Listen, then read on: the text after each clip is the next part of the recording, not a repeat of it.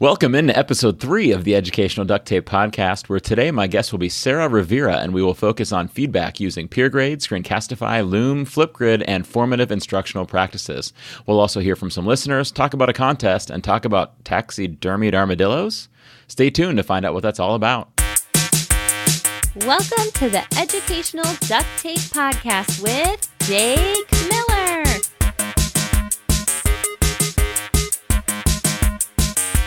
Hello, duct tapers. Welcome to episode 3 of the Educational Duct Tape podcast. Oh my gosh, is it too soon for me to giving my listeners a name? Episode 3, the duct tapers? What's wrong with me? Maybe I should just call you the ducks. Maybe the quack pack. Or, hey, I have an idea, Jake. Maybe don't call the listeners anything and just start the show. Oh, what a novel idea. Anyhow, thank you so much for returning to the Educational Duct Tape podcast after the first 2 episodes. It was such a blessing hearing everybody's feedback on them. So much positivity and so much excitement about our visit from Ann Radefeld. And I'll tell you what, it is not hard to tell why. She is just awesome and shared so many good ideas. If you did not listen to Educational Duct Tape episode 2 to hear what Ann shared, or even episode 1 for that matter, please go revisit them so that you can get up to speed on everything the other duct tapers have heard thus far. Oh, I did it again. As you might have noticed, I have decided on a day of the week for our podcast. From this point henceforth, to the best of my abilities as a new podcaster, this auditory program will come out every Wednesday, or well, I'll do my best to get it to you every Wednesday. Speaking of our previous episodes, at the tail of episode 2, I discussed a little sticker contest. I figured I should remind y'all about it now. For the month of January 2019, if you tweet about the show with a hashtag EDU I'll enter you into a drawing to win one of 20 gift stickers, which you could see at jakemiller.net/shop, along with an educational duct tape sticker and an @JakeMillerTech sticker. You're welcome to enter once for every episode this month. Once again, just share a tweet with hashtag EDUDUCTTAPE. We've already got some great entrants with some fun tweets. As a matter of fact, at the end of the show, I'll be reading some of them, giving shout-outs to people who tweeted about the show, along with reading some reviews that some of you were generous enough to leave on Apple Podcasts. How very kind of you. Speaking of being very kind, it'd be very kind if you'd all head over to eduducttape.com and join in on the educational duct tape discussion. I've linked to a FlipGrid grid there on which you can leave some feedback, suggest topics for one of the games I often play with guests, and, of course, pose some questions for me and my guests to tackle. Most importantly, since it's a FlipGrid, you'll be able to respond to each other. We may just end up with a community of duct tapers after all. We might just not call ourselves duct tapers because that sounds weird. Best of all, I could easily take the audio from those FlipGrid videos and pop it right into the podcast, so you may just hear yourself in a future episode. Again, head to eduducttape.com and click on the Educational Duct Tape FlipGrid community link. And you know what? What the heck? Let's make a contest out of this too. The first 10 people to post a video in there win a free trio of stickers, a GIF or GIF sticker, an educational duct tape sticker, and an @JakeMillerTech sticker. Again, head over to eduducttape.com and look for the Educational Duct Tape FlipGrid community and click that link. Oh, sorry. Hold on. Let me just grab my soapbox from over here. Yeah. There we go. That's perfect. Climb up on there. Now it's time for a little soapbox moment for me where I get to tell a little story and share some of my thoughts and philosophies about education and primarily educational technology. Let's start today's off with a review of educational duct tape for our new listeners, then jump into one of my favorite quotes and finish it off with a warning before Sarah joins us. Back in 2005, I was wrapping up my first year as an 8th grade math, algebra, and advanced algebra teacher. I taught 5 periods each day and had 3 different preps. Now, I know some of you have it even worse than that, but I definitely felt that managing that many different lessons and keeping them engaging was a daunting task. I had piles and piles of transparency sheets with the beginnings of math problems written on them. I'd place them on my overhead projector, lay a blank transparency sheet over top of each, and demonstrate solving the problems to my class. By the end of the day, I had dozens of transparency sheets to clean and transparency marker all over my hands and forearms. That summer, my mother, who tended to be an early adopter of educational technologies before she retired, invited me to attend a training with her. It was about smartboards. They were brand new at that point, and I had never seen one before. As soon as I saw that smartboard, I saw the solution to my problem. I could prepare and save my lessons on my laptop, and they'd be automatically more engaging because they were on a smartboard. No more transparency marker on my hands, no more piles of transparency sheets. I went to my principal the next day, all ready to sell her on the idea, but before I could even reference the case studies that I had found, she said, "Ooh, I've been hoping we could have someone pilot a smartboard in our building. Will you do it?" So my journey to organization, efficiency, effectiveness, and engagement with the smartboard started that fall. And you know what? I was right. It was more efficient for me, it was more effective for my learners, and it was more engaging for them too. I became that guy that our district sent teachers to observe when they first started using smartboards. That is educational duct tape. I had an issue. I couldn't keep track of all these lessons and keep them engaging. I needed a better organizational system and a better delivery method that worked better for my situation, and I found it in an educational technology. It was a smartboard. That's educational duct tape right there. I had started with a problem or a need or a goal, and then I found the technology to resolve it. A few years later, though, when I took on a new position in my school, my principal, a different one at this time, said, "Of course, the first thing you'll want for your new classroom is a smartboard, right?" And I said, "No." You see, I had realized something. When I used that smartboard, I used that smartboard. My students didn't. I did. And now, a few years later, I had grown as an educator, and I realized he who is doing the work is doing the learning. Sure, my kids were learning from my lessons, but I knew that they'd learn more if they were more involved in the learning process. So my new room didn't have a smartboard. Making a change like that is something that educators are often unlikely to do. My theory is that one reason for that is that they fear that changing means admitting that what they did before was wrong. And I disagree. It just means you didn't know any better then, and you know better now. It's like the great poet Maya Angelou said, "Do the best you can until you know better. Then, when you know better, do better." And at this point in my career, I knew better, and so I did better. I was on to a new chapter of how I combine my pedagogy and my educational technology. Let me say that again. Do the best you can until you know better. Then, when you know better, do better. Don't fear that changing means admitting that you were wrong before. It's even worse to not change because that's deliberately ignoring what you know to be better. Speaking of what you know to be better, that brings me to a little warning label that I want to put on today's interview. You see, I'm going to mention a feedback tactic that I love, and when I share it on Twitter, dozens of other educators express their love for this strategy. But there's always one or two naysayers who tweet back to me about this one. And you know what, friends? That's okay. What you know to be better should be what you know to be better for your teaching style and your students' learning style. Every educator is different, as is every grouping of students. Sometimes what works best for me isn't what works best for you. That's the way educational duct tape works. We learn about these technologies, we place them in our toolbox, and then we make the decisions about what tools to use to solve different problems. We don't have to choose the same tool as long as we're always choosing tools with our focus being on our students and their growth. All right, let me step back down off my soapbox and then welcome in our guest. Today's guest. All right, so today we're joined by Sarah Rivera. Sarah is known as Ma to one spirited toddler. She's also a wife, a high school teacher, and a connoisseur of all things geeky. Sarah has a perpetual case of wanderlust. She climbs mountains, she runs far, she is a habitual line stepper, and she is an out-of-the-box thinker. How you doing, Sarah? Good, how are you? I'm doing great. It's good to have you in.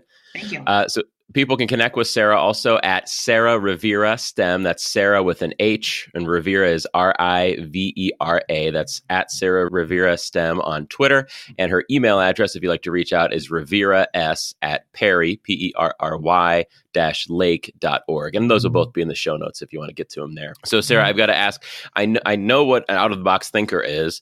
And obviously that's one of the reasons I wanted to have you on the show, because I know you're an out-of-the-box thinker about how you do things in your classroom. But tell us about what it means to be a habitual line stepper. Oh, absolutely. So I enjoy looking beyond what the norm is.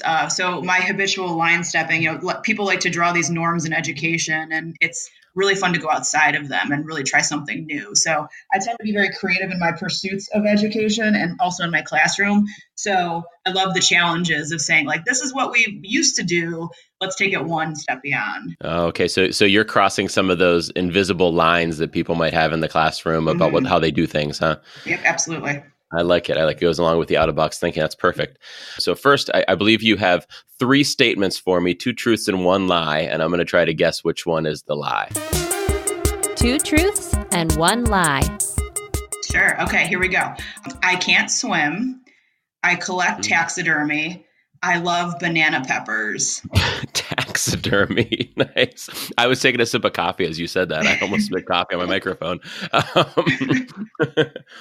You are a connoisseur of all things geeky, so taxidermy would be pretty geeky. But I think it's the swimming. You think that I'm was going to my say lie? I'm going to say your lie is the swimming. It's not. Does it make you worried that I think you collect taxidermy? Maybe, but so my lie is actually I love banana peppers. I absolutely hate banana peppers. I despise them on pizza. I despise them on sandwiches. I just can't do it. But I truthfully cannot swim, and I also do collect taxidermy. What kind of taxidermy do you have? I have a couple different pieces for now. I have an iguana. I have an armadillo. We've got some beetles that are mounted in boxes. Let's see what else is down there. Makes me sound totally creepy when I say what else is down there, because they are actually in my basement right now. What else is down there? Like she puts the lotion in the basket or something, right. Sarah. What's going on in the basement? There's an African snake we have. Just some little things too. Wow, I had no idea. So for the 7 people in the audience listening, so we had 6 people last week, Sarah. So I'm assuming we're at 7 this week because somebody told a friend. For the 7 people in the audience listening, I've known Sarah for what, like 5-6 years, maybe more. Yeah. I had no idea you collected taxidermy. That's crazy. Well, part of it is both my husband and I are very sciencey people, and we tend to like specimens of things. So nice. we get each other gifts that involve, beetles in boxes or, beetles in jars. And it's a weird hobby, but we like it. I'd love to see Christmas morning in the Rivera household. Well, it's funny because when my mom came over and she saw the collection for the first time, she's like, there's going to be spirits in those animals and they're going to haunt you. I'm like, thanks, goodness. Mom. That's great. You're haunted by an iguana. I'm haunted by an armadillo, yes. Don't worry about being haunted by an armadillo because, when they get scared, they just like jump up in the air and curl up into a ball or something, right? Right. Except this one's very stiff. Okay. Right, it's not curling into a ball anymore. Now, if I collected taxidermy and I had an armadillo, I would want it to be like whatever they call it, taxidermied, whatever the verb is there, in the state of like a ball, like rolled up. Yeah, they actually taxidermy them into the balls and they make purses out of them. But that was a little past my comfort level. Yeah, I would agree with that. Okay, so let's dive into the real educational technology here. So my first question for you is, what are some effective ways for teachers to give students feedback that enhances the students' learning? So I really love this question overall because feedback is such a huge part of the learning process. So in our district, we have spent many years working on formative instructional practices. Battelle is the one that has created these FIP modules. And last year, my colleague and I were in charge of teaching other teachers how to do this, how to incorporate it into the classroom. So a couple different ways you can do this. Obviously that personal connection with your students, making that connection with them, talking to them, in general, just getting how they feel about different assignments. So that's, step one. I would say that'd be the base layer of giving feedback, getting that rapport. So that way they're comfortable with you, you're comfortable with them, that sort of thing. Mm-hmm. So moving it up a step on the ladder, then we start to get into maybe some rubricing. Rubrics, great way for feedback. Right now we are a standards-based grading district. So we use a lot of feedback rubrics. So if I'm giving an assignment, I will rubric it out for my students. Obviously, the students have the rubrics ahead of time. And instead of putting letter grades on it, which is, the norm in education, we live and die by these letter grades and these percentages. I will just circle where they're at on the rubric and then give them comments on that rubric so they can go back and revise it. Because ultimately you want them to go back and revise their work and move up that ladder of proficiency. Mm-hmm. Yeah, that's where the learning happens, really. So I love to do that with my students. And then taking it a step further, now that I've given them feedback, I love peer review. So then they will take that rubric from me and then we'll just, swap assignments and give peer review on that. And peer review is a little bit tricky because sometimes you get students who don't want to work with one another. But I always tell them, it's a 20-minute commitment, not a lifetime relationship. Nice. So that way I'm like, we're learning as a community, we're learning together. Like this is to help both parties.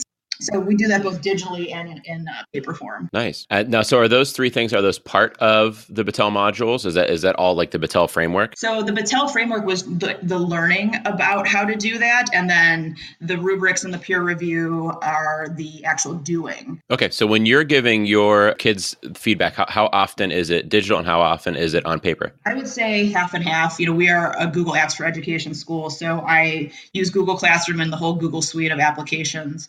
And we do a lot of digital assignments, and then I do a lot of paper rubrics as well. So if it is simply a turn in a Google Doc, fill in some answers, I'm going to do that digitally. But if we're looking at projects, I would rather print out a rubric and hard copy it to them, because then they can really see concrete feedback. And my kids, I teach 9th and 10th grade. So their learning level, they're just getting into the swing of high school and how high school works. So sometimes they're a little bit more reliant on the paper side of things rather than checking back. Yeah. I like the way you're thinking about that, how you're thinking, you're not saying if it's a digital assignment, I give digital feedback. If it's a hands-on assignment, I give paper feedback. You're saying that you choose digital feedback or paper-based feedback based on what you think is going to benefit the students more, right? You're saying that if it's a project, you find that the kids get more out of your feedback when it's paper-based, right? Absolutely. I think that's something, this is an educational technology podcast here, Mm-hmm. and people think when they start, the teachers get a little nervous when they start dipping their toes into the water of educational technology, that they think it's all or nothing. And no, I think it's what works best for your learners, not always going to one certain thing. So you're saying I use digital when it's best, and I still use paper when paper is the most effective. And I think that's wonderful. That's great. Yeah, absolutely. And I think it's a tough balance. I've been teaching for 7 years now, and I can say that I am about 70% digital, but paper still has very much a role in what we do in the classroom. And you can't expect your kids at any level just to dive in and be completely digital. Yeah. And I think that's good on a couple of different levels. That's good because we're looking at these learners who, when they, especially with you as a high school teacher, for their first 5, 6, 7 years of school, they weren't being exposed to technology really at all, except for in special situations. So you really are kind of scaffolding them into a technology-based lifestyle, like job or learning experience. So it's okay that it's scaffolded in, but it's intentional. And there's been some recent studies I've seen that say that speaking of books here, but it relates back to feedback, we're more likely to skim content on a screen than we are in a book. So they've shown that students are more, they comprehend more of what they're reading if they're reading a actual physical book versus if they're reading it, say, on a Kindle or something like that. Mm-hmm. And I think that probably relates to their feedback, right? So if you're giving them a rubric that's in a Google Doc and they have to scroll through it, are they reading it thoroughly? Right. That would actually be an interesting study to conduct. Maybe I'll do that next semester. I'll give half of my class digital rubrics and half with paper rubrics and see what kind of feedback comes out of both. That'd be an interesting thing to try out. Yeah, that would be so cool to see what happens. If you do that, let me know, because you're going to come back on. You're going to tell us all about it. Okay.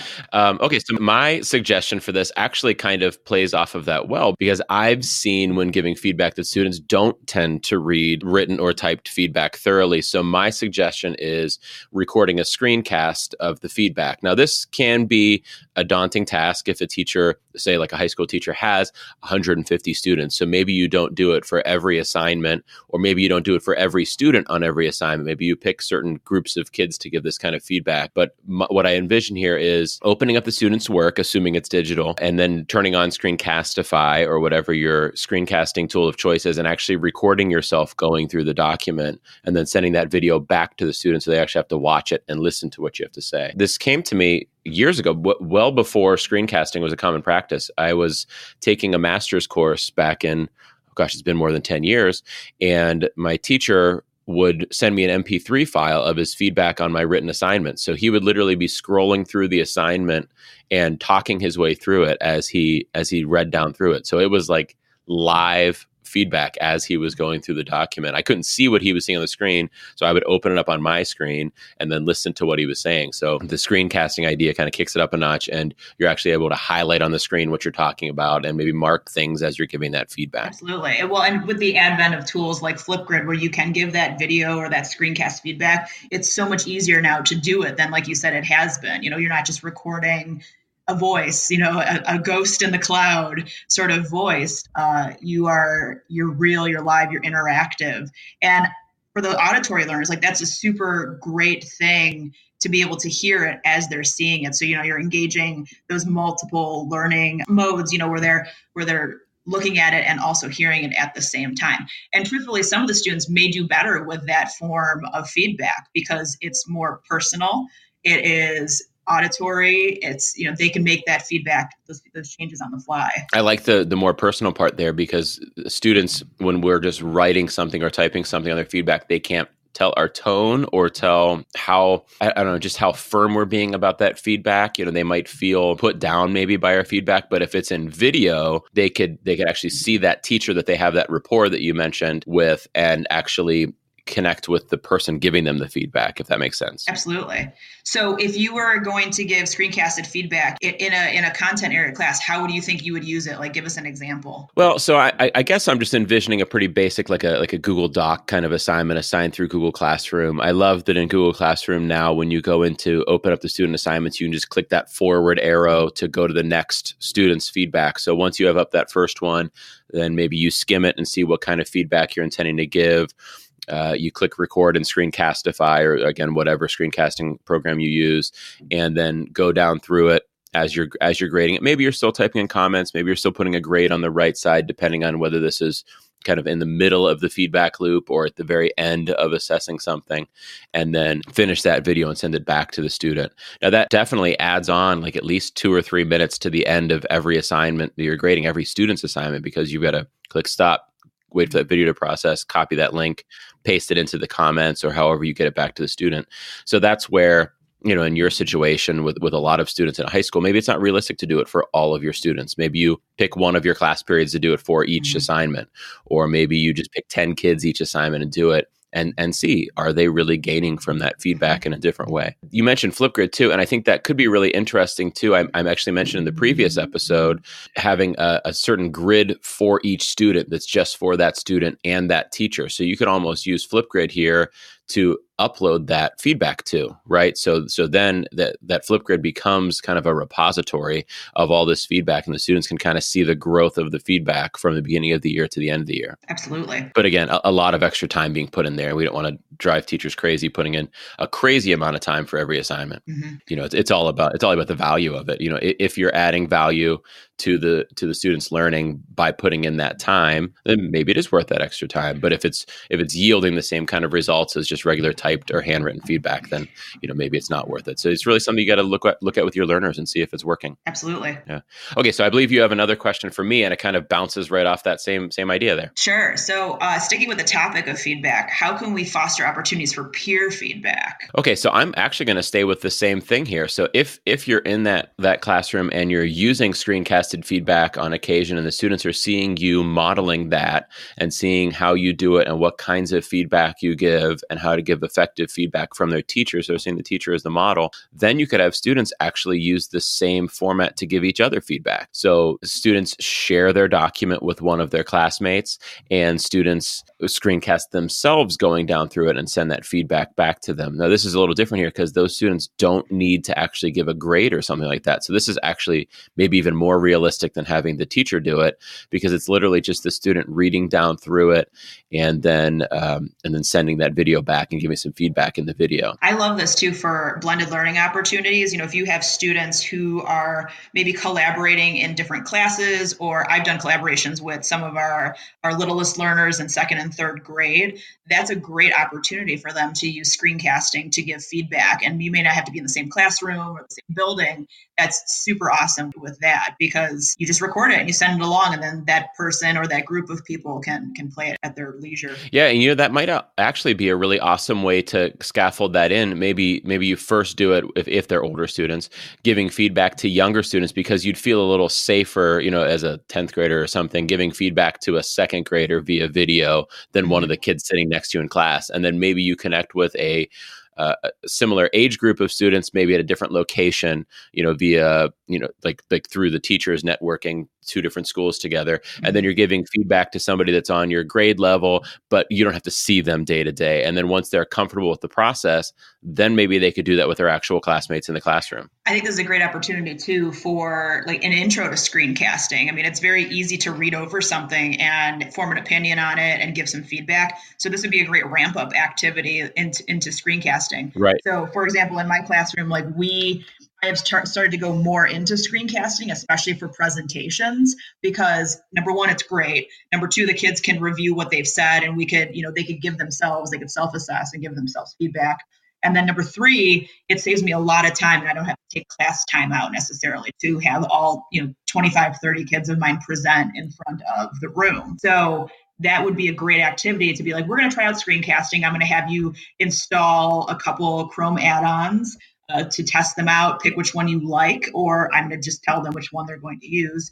My favorites being Screencastify and also Loom, and then send it to me, and I can review what they've done, and it can get them comfortable with it. Because what I found with my students, they're great on Snapchat. They can Snapchat and TikTok all day long. But when you put them on a screen and make them record themselves, they have a lot of stage fright, even though they're just recording themselves. Yeah. So this is actually kind of I don't want to say it's lower stakes, but in a way it is, because they're not trying to put their work out there and demonstrate their learning through that first screencast. They're actually just having a conversation with somebody else. So they're getting comfortable with the tool and the process before it's quote unquote for a grade. Right. Absolutely. So when do you use Loom versus using Screencastify? Because I'm aware of Loom, I've explored Loom, but I've never switched over to it. They are very, very similar in their functionalities. You can still record the whole screen. You could still record a tab.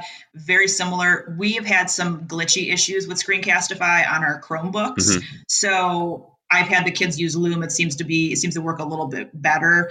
Again, they both work the same way. In the end, they're going to have a video product. Yeah. So I think one difference with Loom is that Loom isn't like a file in your drive. It automatically has a link on their site. Is that right? Correct. Yes. So that might make the sharing process going from one student back to the original student who did the work maybe a step easier, because they don't have to then share that file in their drive. That's true. Yeah. So when you're done recording, it shows you a preview of your video, and then it does give you a web link. So when my kids are screencasting with Loom, they turn in that web link to me on Google Classroom, and then I can see it. And what's also nice is it tells you when your video has been viewed. So if I'm sending out a tutorial to my colleagues on how to do something, I can see that it's been viewed by some of them. Ooh, that's a nice little extra piece there, that then you kind of got that extra piece to make sure they're doing that. I know Google Drive now has, that activity dashboard for with students, you could see if they've opened docs and things like that, but I don't know if that works for Screencastify videos. I don't know. That's a good question. Yeah, it'd be something that would be interesting to finding out. Okay, so now I know you've got an answer to this question that's actually, my answer was kind of a hack, right? I'm taking screencasting that wasn't originally intended for feedback, and we're trying to use it for feedback. And yours is actually, I believe, something that's the intention, right? Absolutely. So in my classroom, anytime we have lab reports or longer written assignments, we use a program called PeerGrade. And it's a startup company. They started with a couple employees. They got some capital funding, and now they have grown into a big hit in terms of their status and who uses them. So the whole purpose of PeerGrade is for students to turn in their assignments digitally to the platform, and then the platform redistributes anonymously to a whole bunch of other students in the class. So if I go in and I turn in my Google Doc, my lab reports, it will collate all of those lab reports together and then distribute them to everybody else to review according to a rubric that you have set up. So everything is done digitally. Everything is very seamless. The one thing I really love about it is you can not only do Google Docs and Word docs, but you can do MP3 files and you can do videos. And there's a bunch of different file uploads that you can do. I think there's a Python upload. So if you're doing programming, you can upload your Python file, and then your peers can also review it. Uploading a Python sounds like some of your taxidermy, like you're planning out for your husband. You're like, I'm going to upload a Python for you. We're just going to put this one on the shelf. You're talking about the coding language, though. Okay. The coding language, yes. So once it distributes to everybody, the students on their end see how many reviews they have to do, and it's a very seamless process. Once they're done with the reviews, they hit submit feedback. And once everyone is done reviewing, it returns all of that feedback back to the original owners, and then they can go back in and make changes in whatever platform. And now, unless the kids happen to type their name in or something like that, there's no way of the kids knowing whose assignment they're assessing and who's giving them the feedback, correct? Correct. And there's some different features in PeerGrade where you can turn that on and off if you want them to know who's assessing who. Oh, okay. You can turn, there's a couple different things under the settings that you can turn on and off. Okay, cool. So I'm going to put a link to PeerGrade's site in the show notes. And actually on their homepage, they've got, you scroll down a little bit and then there's a how does it work section. And it's broken up into 5 items. And then there's a little GIF showing each one of those items. It says the teacher sets up an assignment. The students submit their work. So the students are uploading it to PeerGrade instead of, say, to Google Classroom. Mm-hmm. The students review each other. The students then engage with their feedback, and then the teacher has a complete overview of what happened. And you can go through and watch what all of those look like. It really is a pretty seamless process. It is. And if you run into any glitches or errors or things aren't submitting correctly, there's always somebody online from their team. I have never had issues contacting them. I've been in the middle of classes and something has glitched, and I do the little tech support chat, and they're like, okay, we'll fix it. And then they fix it right there. I have never encountered better customer service from an ed tech platform. Yeah, that's really cool. I love this platform and the look of it. I've never actually gotten to use it with students, but I really want to get a chance to try it out and see how that process goes, because it just, I don't know, it really systematizes the process of peer feedback. It reminds me of another program that usually English departments use. And it runs a little bit differently than that one, because that one you can actually go back through and mark up specific pieces. One thing that I love about PeerGrade, though, number one, it's mostly free. It's a freemium. You can level up if you want. But it also gives you, they have a rubric library now. So if you're like, where do I start with this? How do I set up a rubric and how do I get this going? You can actually go into the rubric library and look at other examples of how people have set it up. Oh, cool. Yeah. So I was just going to ask you about the pricing too. So I'm looking at it on their page right now, and the price looks pretty fair. And it looks like if you do level up from the free, the big things you get is the ability to have group submissions and the ability to have self-evaluation. So it forces the students to evaluating themselves. Otherwise, the free has pretty much everything you need. Right. The one thing that I was talking to some of my colleagues about, the free versus the basic. If you're uploading giant media files, the free might not be the best choice because it's 50 megabytes per file. And if we're thinking about videos that could be more than that, then you'd probably want to go basic with it because you got 500 megabytes per file. But again, if you're doing basic documents, maybe smaller media files, audio files, things like that, then free is perfect. Yeah, now I see the Pro version has LMS integration. Do you know if it has some kind of integration with Google Classroom? That I don't know. I think they were getting onto Canvas last time I checked, but I don't remember the whole who they're getting into. Oh yeah, I just clicked on the link and it looks like currently it says learning management environments like Canvas, Brightspace, Moodle, and others. I think they would probably have Google Classroom there listed there if it was one of them, but that maybe who knows at some point in the future they'll do. They've only been around for about 2 years now, so I think it's a matter of time that they're going to get into more and more LMSs. Yeah, that's awesome. I really like the way that it leads the students through that process, and that it forces the students to leave feedback before they receive their own feedback. Mm-hmm. And that so on your end as the teacher, even though the students can't see who left them their feedback, can you see who it was? Absolutely. So on my teacher screen, when all is said and done, I can see the name of the student, and then they gave feedback to however many students. And that's one of the other great things about it is you can select how many students have to review how much feedback. So in a class of, say, 15, I would have them review 2 other students. But in a class of 30, I might have them just review 1 other student. Oh, nice. All right, so everybody, so that's PeerGrade, and PeerGrade is a fantastic tool for using with student feedback. And like I said, if you go to their website, which I've linked into the show notes, you could also find it at peergrade.io. There's a really great demonstration of exactly how it works, and you can kind of see it in some quick animated GIFs of what's actually happening in the PeerGrade platform and see if it works for you. And like Sarah said, it's freemium, so you could jump on there and try it out for free and see if it works for you. So Sarah, this has been awesome. Thank you so much for joining us today. Yeah, thanks for having me. Yeah, it was great. We're going to learn more in the future about your taxidermied animals, and we're going to cheer you on in this summer to maybe go out and try out the swimming pool and everything. So the rest of you out there, you can connect with Sarah on Twitter at Sarah Rivera STEM. That's Sarah with an H, SARAH, Rivera, RIVERA, STEM. That's on Twitter. And then you can also reach out to her via email at riveras, RIVERAS, at perry-lake.org. And that will all be in the show notes, so you can connect with her there as well. So Sarah, thanks so much for being here. I hope you have a great day. Thank you. You too. Woo! What a fun and informative interview with Sarah. She really took me by surprise with that whole taxidermy thing. I am really excited about digging into PeerGrade a bit more and checking out those Battelle formative instructional practices based on what she shared. You should probably all reach out to Sarah, that's at Sarah Rivera STEM, on Twitter, and ask for pictures of her taxidermied armadillo and all of its friends. Before we wrap up the episode, I'd like to share some stuff from some of you. I've joked in these episodes that we only have 6 or 7 listeners, but I've really been blown away by the number of you sharing positive reactions to the show.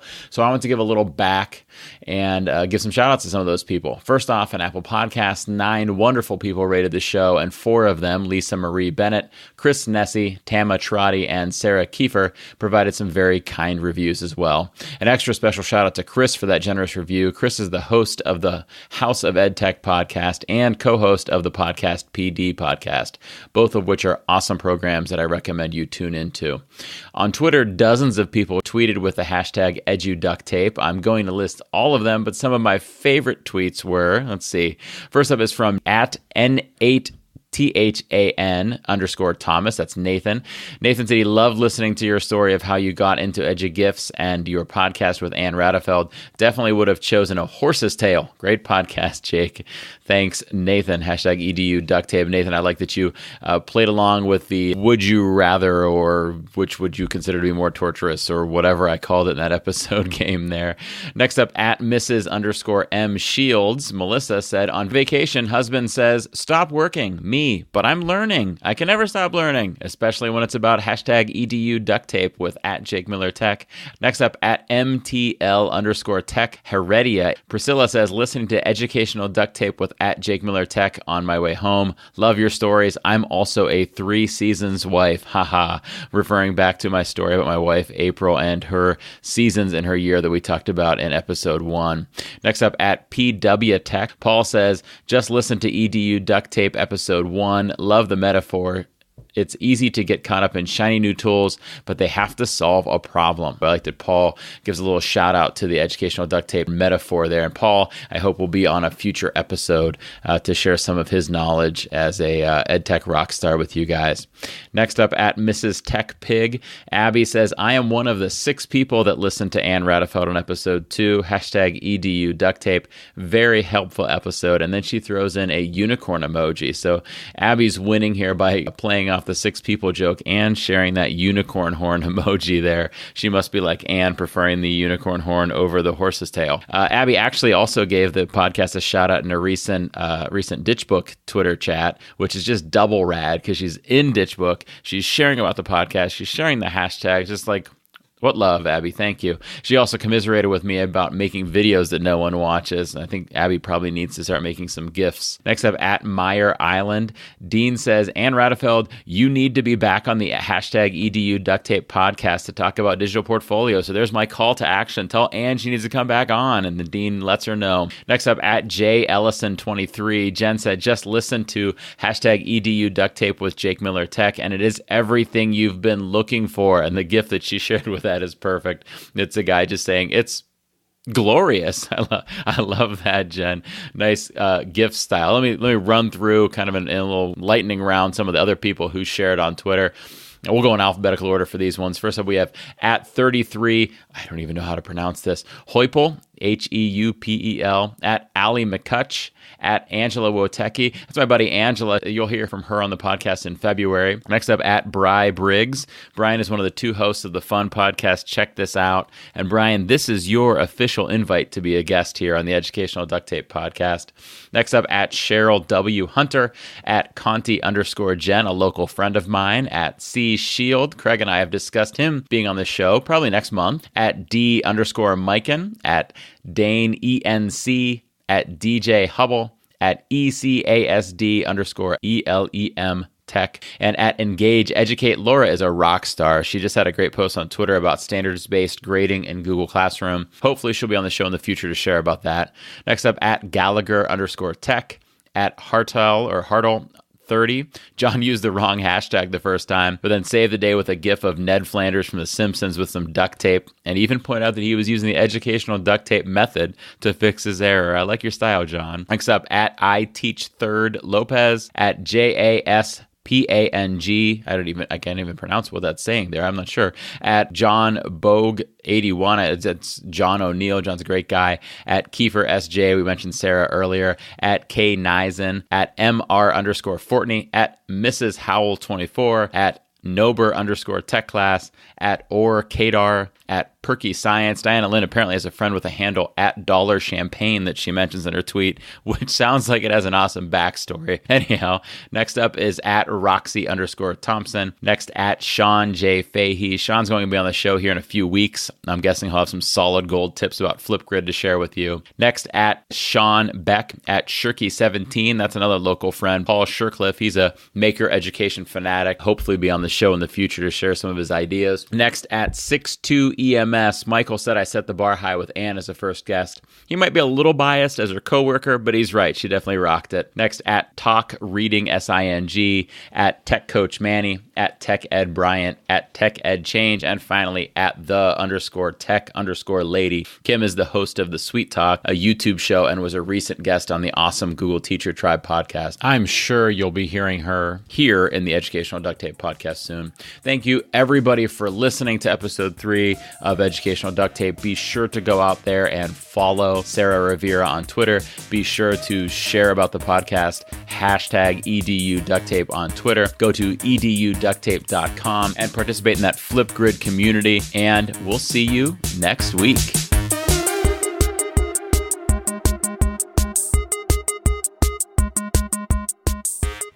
Thank you for listening to the Educational Duct Tape podcast. Please visit eduducttape.com to join the discussion, share possible topics, inquire about being a guest, or contact Jake. And remember, duct is spelled with a T, not a quack quack K.